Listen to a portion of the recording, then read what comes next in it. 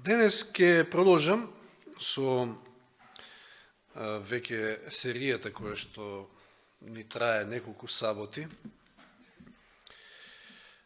околу Данијел и неговите тројца другари, нивното држење во Вавилон, нивната вера во Вавилон, а од друга страна обидите на Навуходоносор и на целиот тој вавилонски систем да ги срушат. И видовме дека се обидувале на повеќе начини тоа да го сторат. Навуходоносор обмислил еден план да преку нивното 3 годишно образование, односно воспитување, на некој начин ги одвои од Бога. Тоа било едно, меѓутоа дали успел? Гледаме од целиот нивен живот и нивното држење дека во тоа не успел. Биле ставени на посебна диета. Знаеме дека и во тоа не успел, затоа што имал силен протест од страна на Данијел и со Божја помош успеале да тоа го сменат. Но има еден друг момент кој што веројатно сме го забележале и на тој момент ќе се задржиме ова утро. Околу воспитувањето видовме минатата сабота, само тоа да се надоврземе, да повториме малку, дека тоа погрешно воспитување, таа погрешна едукација всушност води потекло уште од самиот почеток на Библијата, односно уште од Едем, од дрвото на спознавање на доброто и злото. Збориме за погрешното воспитување. И видовме таму дека, и рековме минатиот пат, спомнавме дека секое мешање на добро и зло, или на вистина и лага, всушност е погрешен вид на воспитување. Тоа е она што и денеска го гледаме, за жал, во светот. Преку тие суптилни лаги на ѓаволот, кои што тој многу добро знае како да ги постави. И видовме една друга работа, значи, постапките на Ева, односно она неизвино резонирање, дека она што ѓаволот и го нудел преку лагите, всушност, таа резонирајќи си, гледајќи дека дрвото е добро за јадење, плодот може да и донесе мудрост, значи едноставно заклучила дека може да има некаква добивка од тоа што го нудил ѓаволот, заборавајќи на она што Бог им го заповедал. И така и паднала, за жал. Значи, ќе добие нешто, ќе биде помудра, ќе навлезе во некои повисоки сфери на сваќање, како што вели Елен Вајт таму во Патриарси и пророци, ќе биде посрекна, значи, прекршувајќи го Божјото правило, Божјата заповед, ќе стане посрекна, ќе стане помудра. Тоа се измамите на ѓаволот кои што тој ги шири сите овие 6000 години, посебно доаѓаат до израз во ова последно време во кое што живееме. И наместо Божјата мудрост, наместо она вистинско воспитување, таа се потпрела на својата собствена мудрост, изгрешила. Видовме од минатите наши проучувања дека Данијел бил тој кој што цело време и цврсто се потпирал на Бога и само на Бога, бил неверојатно понизен и послушен и затоа и примел богати благослови.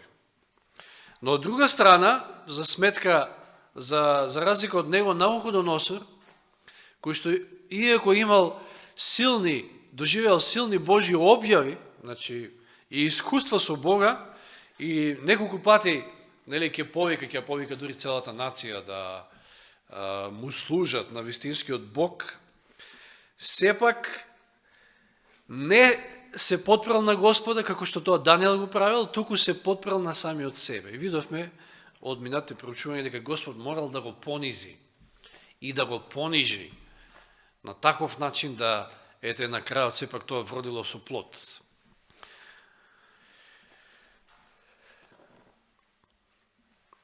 Навуходоносор сакал да делува на овие млади луѓе рековме преку промена на воспитниот систем,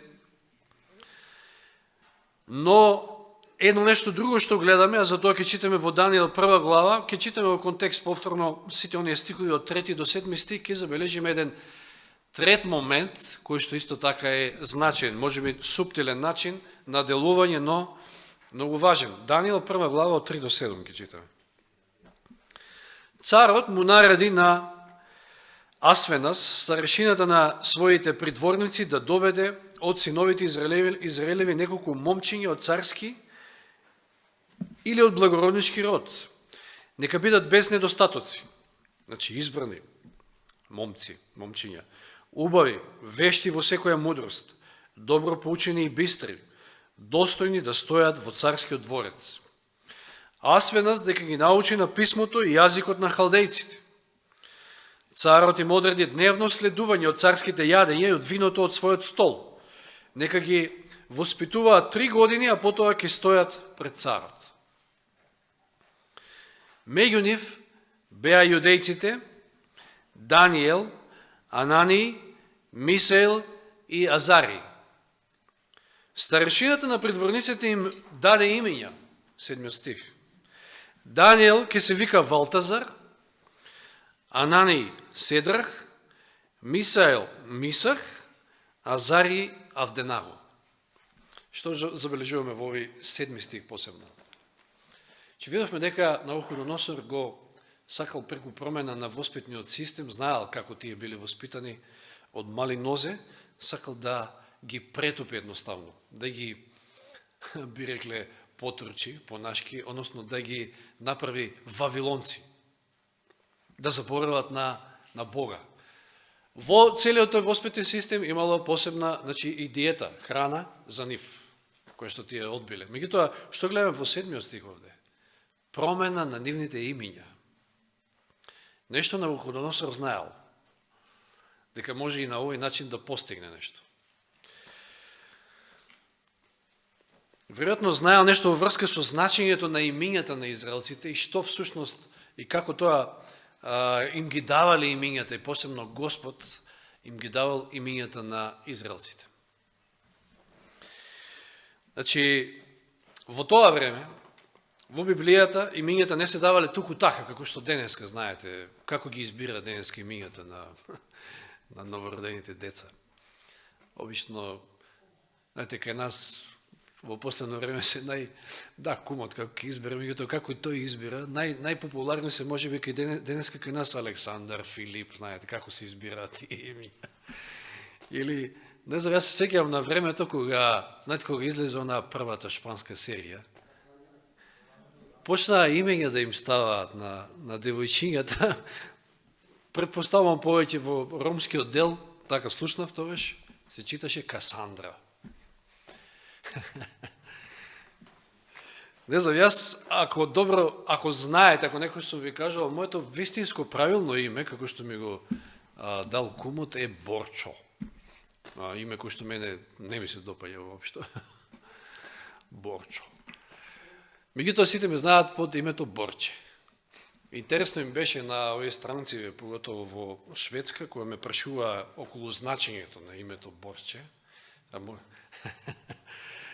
И јас им велев во кратки црти можете да го толкувате моето име Борче како Evergreen.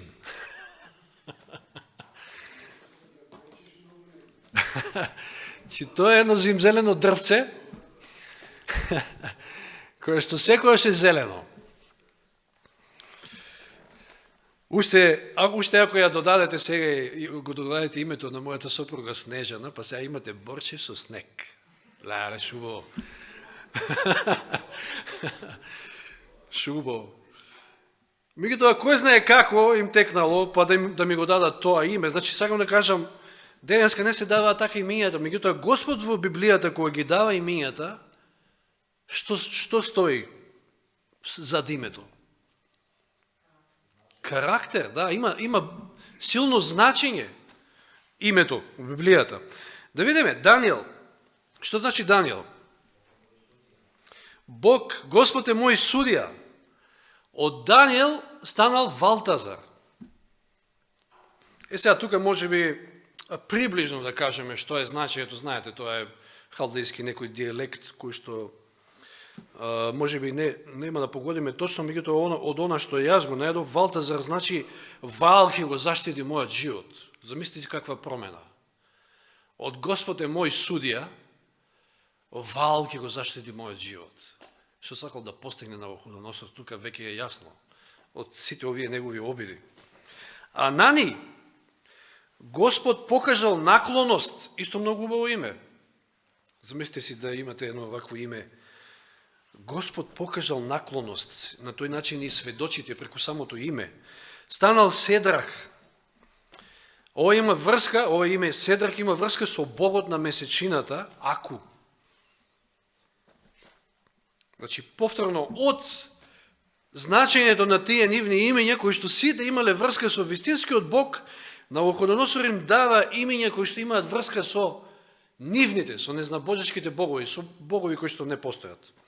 Мисаел, или Михаел, тој е близко до Михаел, оној кој е како Бога, е значењето. Добива име Мисах, сенка на принцот, веројатно на некој нивни тамо принц.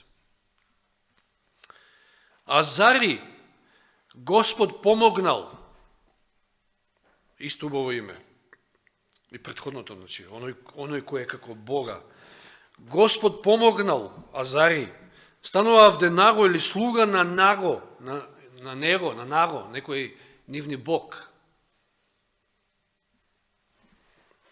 Очигледна е агендата која што е имал Навуходоносор, да ги одвои од вистинскиот Бог, да ги насочи кон лажните богови и значи, да ги претопи во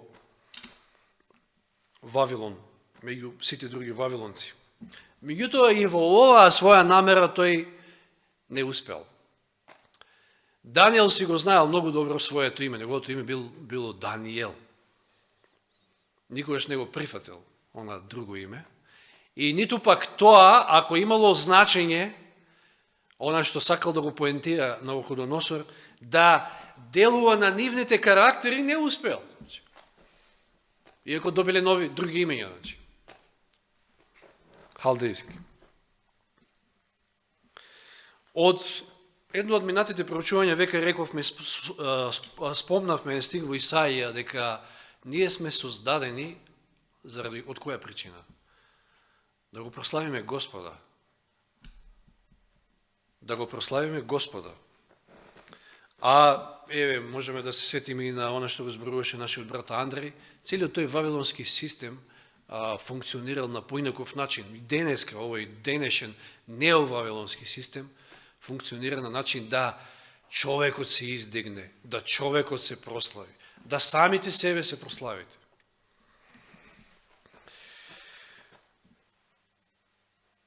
Многу е битно да денеска знаеме што значи и како тоа можеме да го прославиме Бога.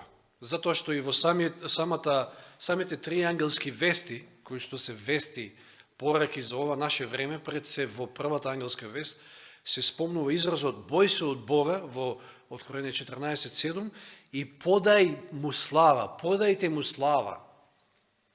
Што значи да му оддадеш слава на Господ? И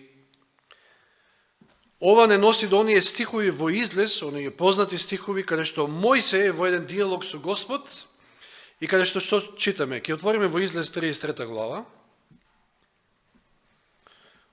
18 и 19 стих. Излез 33, 18 и 19. Што моли Мојсе од Господа овде? Вели, покажи ми ја, Господи, својата слава, 18 стих. И Господ вели во 19-тиот, ке дозволам пред тебе да помине сиот мој болскот, не знам зашто вака е преведено, меѓутоа треба да стои сета моја добрина. Не знам како е во некои од другите преводи, меѓутоа македонските не се добри. Одговори, и пред тебе ќе го изустам своето име Господ. Веднаш од овие два стиха можеме да заклучиме дека славата Божја, нели, оно што го замолил Мојсей, покажи ми ја својата слава, добрината Божја и неговото име се синоними. Мојсей моли од Господа да овој му ја покаже својата слава, а тој му вели, ке дозволам пред тебе да помине сета моја добрина и пред тебе ќе го изустам своето име, Господ. Име, добрина, слава, синоними. Сега, дали Господ го изустил своето име, дали Господ го објавил името свое пред Мојсија? Затоа читаме во следната глава, во 34 глава Излез, 5 до 7 стих, исто познати стихови. Излез 34, значи 2 Мојсија, од 5 до 7. 5 стих вели, Господ слезе во облак, а тој застана пред него и го повика името Јахве Господ. Еве, Господ го изустува, го повикува своето име. Господ помина пред него, па се јави, Јахве Господ, повторно. И сега што вели понатаму? Бог дарежлив и милостив, долготрпелив на гнев, многу милостив и вистински.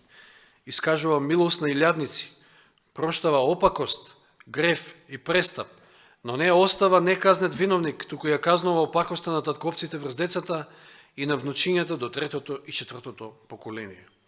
Што гледаме овде? Господ го изустува, го објавува своето име и гледаме наредени повеќе карактеристики на Божиот карактер. Тоа што претходно го кажа на почетокот. Името е карактерот.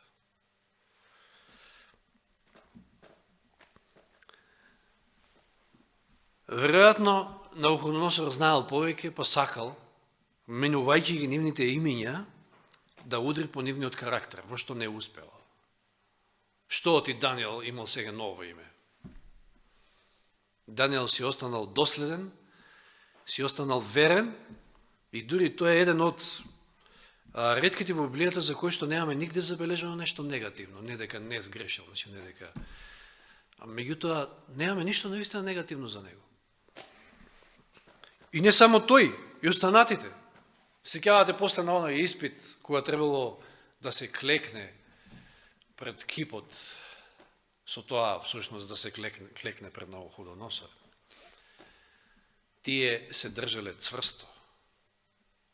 И рекле дури и Господ, ако не ни помогне, ако не спаси, пак ние нема да се поклониме пред тебе. Значи, името во Библијата има за цел да укаже на карактерот на личност, но еве, дори променете имења, тоа Навуходоносор го направил. Господ кога дава име, тоа е веќе нешто друго. Господ го познава карактерот. Да се позабавиме сега малку со името на Луцифер и потоа со Јаков. Што значи името Луцифер? Светлоносец. Значи, самото име не е лошо самото по себе. Луцифер. Меѓутоа, нели, ние го, пошто е прикачено за името на самиот Сатана, па некако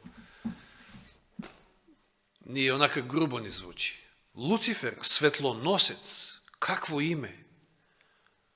Па знаете дека ние сме повикани да бидеме тие кои што... Значи, тој имал за задача да ја носи светлината, Божјата светлина, да ја разнесува, да ја носи. Ние имаме таа иста задача денес. Вистината, Божјата светлина да ја разнесуваме. Значи, на почетокот, името соодветствувало на неговиот карактер, Луцифер. Се до оној момент кога тој ќе се возгордее, се свртел од Господа кон себе и што станал? И потоа добил ново име. Непријател, обвинител, Сатана.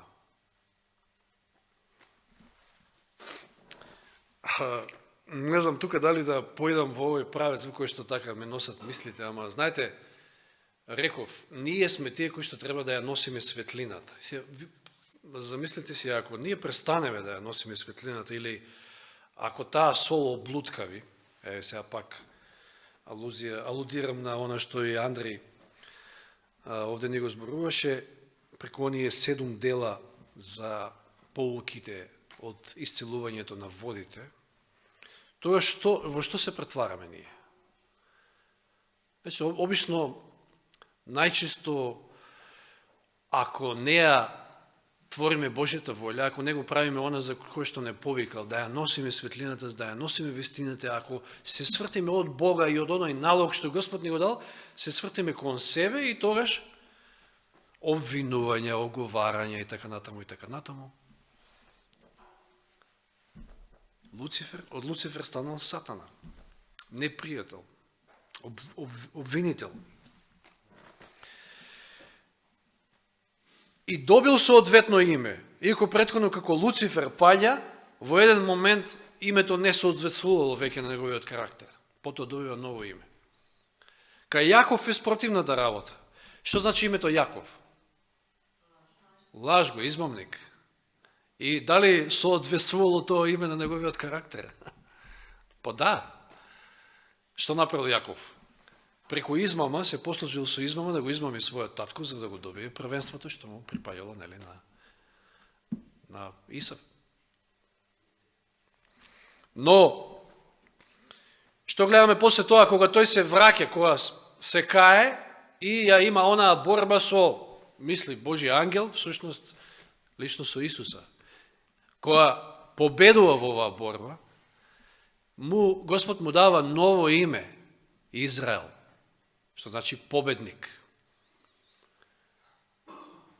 Од лажго, од измамник, станал победник. Тоа е Божјата цел со секој од нас. Значи, може би не ни е негативна карактеристика на секој од нас да лажем или не знам, да. Меѓутоа секој од нас бил ваков, таков или инаков и сите нас Господ сака да не направи победници, да бидеме дел од тој духовен Израел. Божиот народ на последокот, како народ, како црква е наречен под едно име. Лаодикеја. Што исто така има едно свечено име. Што значи Лаодикеја? Луѓе на судот. Нешто слично на Данијел. Добро, Господ ми судија, окей, тука некаде. Луѓе на судот. Живееме во времето на судот. Но, дали тоа име соодветствува на карактерот кој што е мизерен, сиромашни, вели таму, слепи, голи.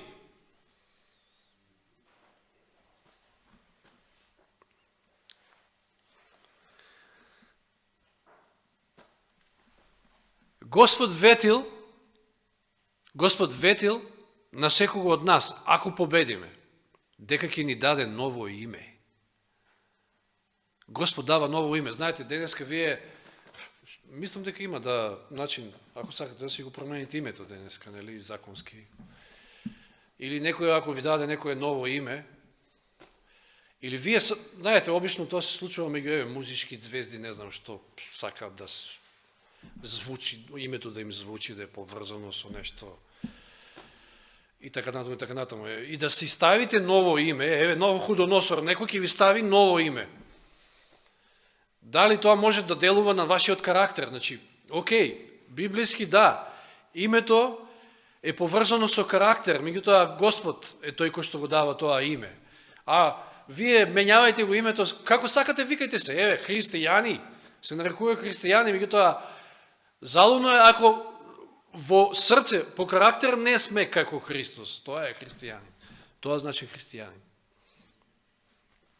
Јас се сеќавам за време на школските мои денови во 3-4 година која учев во Штип и престојувавме таму во интернатот и си имавме навика да си измислуваме прекар, да.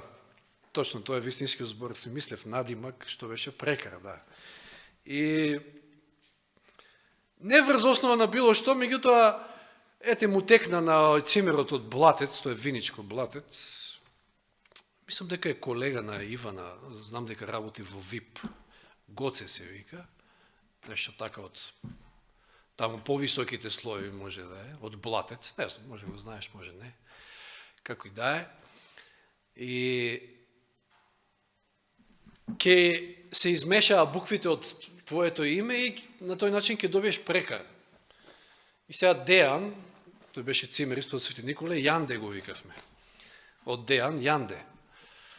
Кај Гоце беше малку несоодветно како ги викам, па го викавме Ристе. Мислам, тоа веќе немаше врска со она навика. А кај мене Борче Чорбе. Не изгледаше никако, па ај Чорба. И, знаете, по Бора Чорба. Денес како ме види, кој ќе ми види цимерот Јанде, Дејан, Чорба, кај си? Мислам, нешто што воопшто не ми доликува, нити пак, окей, може би тогаш за тогаш било, меѓутоа од Борче Чорба. Но сето тоа не делува и не може да делува на вашиот карактер, какво име и каков прекар да ви стават. А обично, знаете, прекарите се ставаат според, некои одредени карактеристики, што ќе ги забележите кај човекот. Еве, вчера разбрав од брат Раде, дека брат Трачи го викале брзи. Знаеме зошто. Но сето тоа ништо не менува. Господ ветел во Откровение 3.12: оној кој победува, ќе го направам столб во храмот на мојот Бог и нема веќе да излезе надвор и на него ќе го напишам името на мојот Бог и името на градот на мојот Бог, новиот Ерусалим кој слегува од небото, од мојот Бог и моето ново име. Ново име ќе добие секој од нас на небо. Промената на името не го менува карактерот. Како што тоа не делувало врз Даниел, Анани, Мисаил и Азари. Добре, ги научив како им се вистинските имења. Иако најчесто ги знаеме по оние нивни халдејски имења. Ке се сетам сега на еден друг момент, дека на монасите им даваат нови имења, според така некои испосници предходно пред нив, некои верни луѓе и така натаму. Тони, мојот другар, сум ви спомнувал, кој што се крштеваше заедно со мене, откако се замонаши, доби ново име, значи од Тони Ефремов стана Ефрем Ефремов. Според некој си Ефрем. И еве тој Ефрем може би бил некој верен, Божи слуга во минатото. Меѓутоа, дали тоа го менува карактерот на Тони? Самото име? Не. Господ е тој кој што ги знае нашите карактери, Господ е тој кој што, еве како што видовме, кога дава име, за тоа име има големо значење. Го означува карактерот. Господ е тој кој што ни ветил и ќе ни даде ново име на секој од нас, ако победиме. Значи, сепак за Бога е важен карактерот, а не името. Навуходоносор во оваа своја агенда, што гледаме, и покрај тоа што ги подвргнал овие млади израелци на еден нов образовен систем, на нов начин на исхрана, па им ги сменил и имињата, не успел во својата намера. Нека Господ ни помогне и нам, да и покрај сите обиди на непријател во денешно време, се држиме до Бога и му останеме верни. А тој подготвил за секој од нас нови имиња. Сите ќе бидеме дел, и сакам да бидеме, и Господ сака да бидеме дел од тој Израел, духовен Израел, а за да бидеш дел од Израел, треба да бидеш победник. Нека му е слава на Господа и нека Господ ни помогне во тоа. Амин.